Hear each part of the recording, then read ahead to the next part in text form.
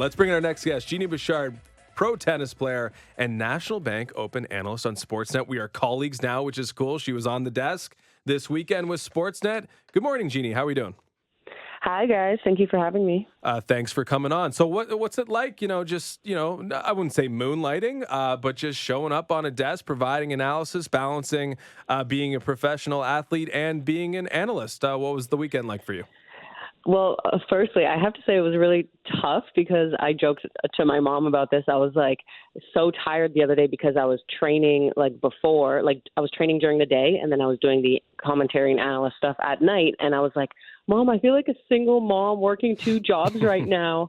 I'm so tired. But it was great because it's 2 things I absolutely love to do, and to be able to do them here in Canada and Montreal and just enjoy the whole day working. It was a blast. So you understand my plight now. It's so hard to work out after doing broadcasts daily. That's why I'm in the shape that I'm in. That's the excuse. It's hard to do both. But I guess if you're doing both like you are doing, you got to find a way. We let in with Cotton Eye Joe to this interview here. Of course, Cotton Eye Joe, if you missed it, interrupted a crucial tiebreak between Jessica Pegula and Iga Swiatek. Pegula goes on to win the tournament. It might have been one of the moments of the entire tournament when Cotton Eye Joe played. So your reaction to that, and what was the craziest thing that's ever happened while you've been on court?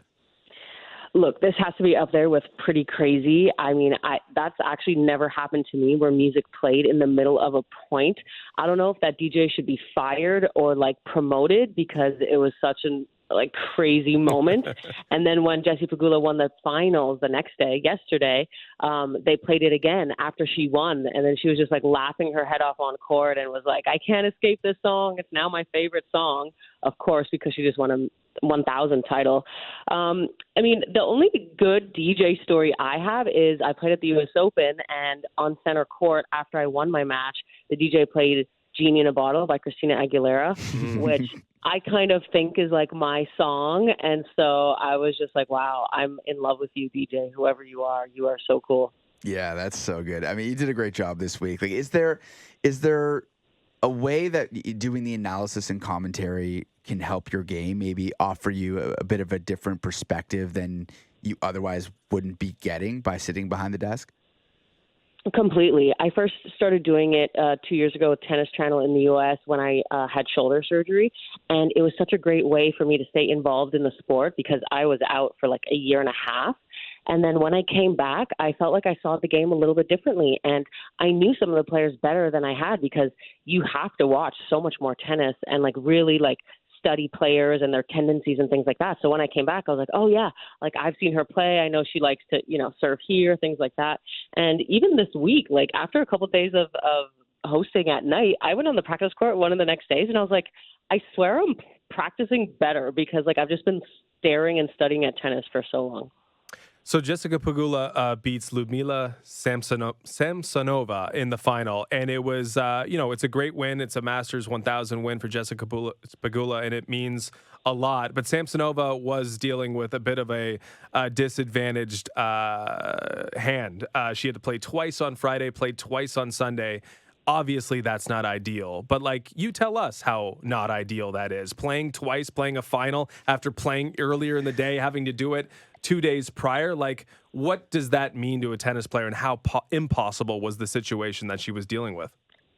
Look, it was really tough. We cannot underplay how tough the scheduling was for her. Of course, it's Mother Nature and we can't control it, but it's also luck of the draw. It depends what section of the draw you're in, which depends at what time you play. However, I do believe Saturday night they could have played the second semifinal. They called it off pretty early at around 8:30 p.m., and it turns out there was actually no rain for at least 2 hours after that.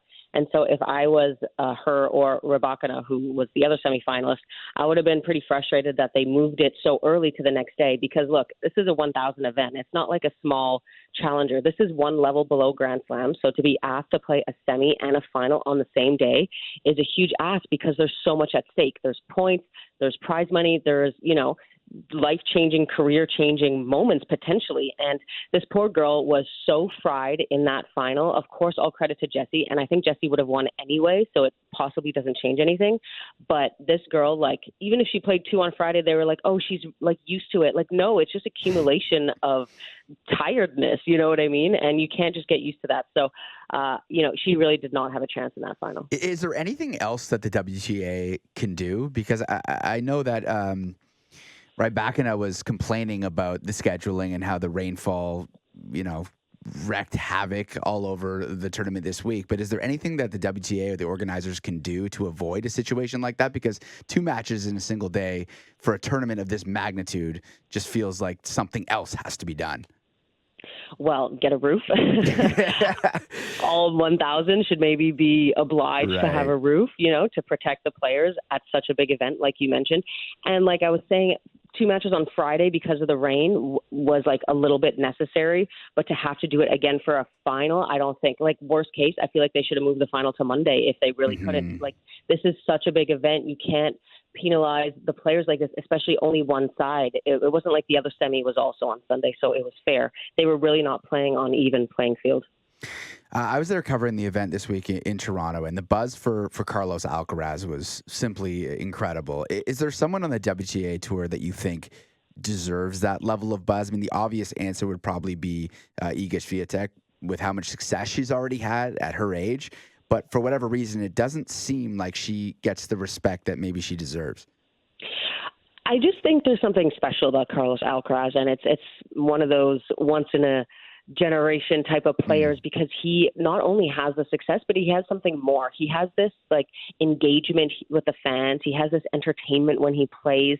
There's this special je ne sais quoi about him that fans just die for. And you don't see that in every player. Even with the results, there's something more. It's his exciting style of play. It's his personality. It's his humbleness. It's his, all of it wrapped up together. So he's just a really special, unbelievable champion. So what happened with Alcaraz in Toronto? Loses to Tommy Paul. It's a competitive match, of course. But players, especially at that level, are treating these tournaments maybe for their own purposes, right? Like if he's getting ready for the U.S. Open, is he working on something in Toronto? Is he putting a full effort out there in Toronto? A little surprised that, maybe we didn't see one or a couple more matches out of him in Toronto. But you can also understand that, he's looking towards the U.S. Open as the guy who just won the last major and maybe thinking more so about Novak Djokovic and potentially meeting him down the line again. What do you make of Alcaraz's tournament and losing to Tommy Paul in the manner he did? Those are great questions, and it's something we actually talked about yesterday. A lot of the players, especially to start the hardcourt season, the top players, first of all, some of them don't even play the Canadian Open. I mean, Djokovic wasn't there, right? And some of them see it more as like the first tournament to get into it. So a lot of the players are not really sharp. Of course, it's a huge tournament, but at the end of the day, the Grand Slams are bigger and the players want to peak for the Grand Slams. I also think in Carlos Alcaraz's case, there was not only that factor, but the fact he did just win Wimbledon. And there's just such a natural letdown that happens after that. And, you can't peak at every single tournament every single year all season long. That's just impossible. So I think it was just a natural letdown after winning, his second Grand Slam, beating Djokovic in the finals. So he was not sharp. He was a little sluggish, a little error prone out there, but you know what? He'll be fine. And it's just the way the scheduling works. Let's get to the Canadian side of things. Injuries are playing a big factor with Canadian tennis lately. Bianca pulling out of the Cincinnati Open due to a stress fracture in her back. We know about her struggles with her ankle earlier this year in Miami. Felix Auger-Aliassime been dealing with a nagging knee injury. Obviously, Denis Shapovalov didn't play because of a knee injury. How frustrating can it be for players with such high expectations like these Canadians do have when your body just is not cooperating?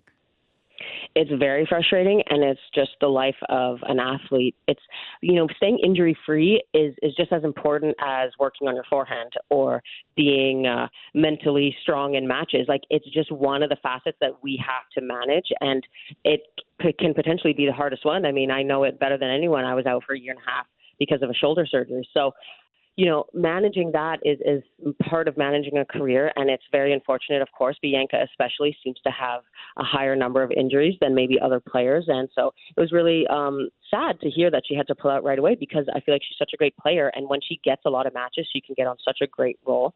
At the same time, it was great to see Milos come back after so many years away and win high-quality matches. I mean, no one really expected that at all. So now suddenly we've created expectations for him, because he was able to beat Francis Tiafoe in like one of his first matches back. So that was very impressive. Yeah, it was really cool to watch. I mean, like I admittedly stopped thinking all that much about Milos Raonic. It just happens. 2 years away. If you're yeah. gone for a while, Yeah. and there are others to be excited about, others to watch and track, it kind of not erases from your memory, but you lose sort of a sight on them. And him coming in, obviously played at Wimbledon, but upsetting Tiafoe as he did. What was it? It's not like he got off the couch and did it, but like, what does it say about him and his career and what he can bring to the court, that he was able to, take on a guy who's 10th ranked in the world, beat him and dominate with his serve like he has for so many years. Just watching Raonic and the testament to, his athleticism and what he is as a tennis player, what he did at the National Bank Open. Can you give us the context we're without after watching Raonic do what he did? Yeah, I'd first like to say that it's impressive, because being out of the game for that long, everyone's always improving. And so as soon as you get off the treadmill, everyone's still going and you're kind of losing ground.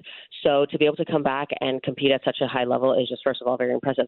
But it just shows that Milos does have that ceiling. He has that high level of play. So even though he's in his comeback right now, he probably won't be as consistent as he was before, being after the injury, being a little bit older and being just fresh on his comeback. But it just shows that the potential for the high level is there. He obviously was 3 in the world, finalist of Wimbledon. So it shows that he can achieve it. He can compete with the top players. He has the weapons for it. Of course, his serve was, amazing in that match. And it shows that there's that potential. So I think it's very exciting. So Jannik Sinner gets his first Masters 1000 title, beating Alex de Minaur. First of many for Sinner, because I think on the ATP Tour and WTA Tour, there's sort of everyone's clamoring for a new generation, a new big three. Djokovic is still around, but obviously Federer retired and Nadal consistently dealing with injuries. We have the buzz of Carlos Alcaraz. Do you see Jannik Sinner as someone who can be in the mix among that next great young crop of players? For sure. I mean, I was watching his play all week, and I think his game is so exciting. He has the weapons, and that's where I see the champions, that you need something to be able to hurt your opponent with. And this guy has a huge forehand, and it's so fun to watch as well. So I think he has a very exciting game that fans will be attracted to, and he has that level. He looks very calm as well. He has more of a subdued demeanor than Carlos Alcaraz, but that could also help him, because he can stay calm in the big moments and maybe not let the tenseness or the pressure of the moment get to him. But he should be. Everyone's hyping him up, but there's reason to. He should be a great champion for years to come. So what does the future hold for you, Genie? Of course, this broadcasting thing seems to be coming pretty naturally, but of course, you still have ambitions on the court, I imagine. So, what's in the forefront of your mind? What are you striving and working towards? And when are we going to see you next on the court? Yes, well, of course, tennis is my first job, my first love, but I have very much enjoyed TV. I think it's helped me being in tennis, because even from such a young age, we had to do interviews. I mean, I did my first photo shoot when I was 15. I was being asked about matches when I was super young as well in the juniors. So just having to be in front of a camera from such a young age, I think has helped it be a little more natural for me now that when I do the TV stuff. But yeah, of course, I mean, playing this week in Montreal was so great. The fans were really supportive. It almost made me tear up on the court, how hard they were cheering for me when I was winning some points. But next up, short term, is U.S. Open. I'm in the qualifying of that. So I'm actually going to fly to New York this afternoon and have a week of training there, and I play next week. So just excited to get right back to it.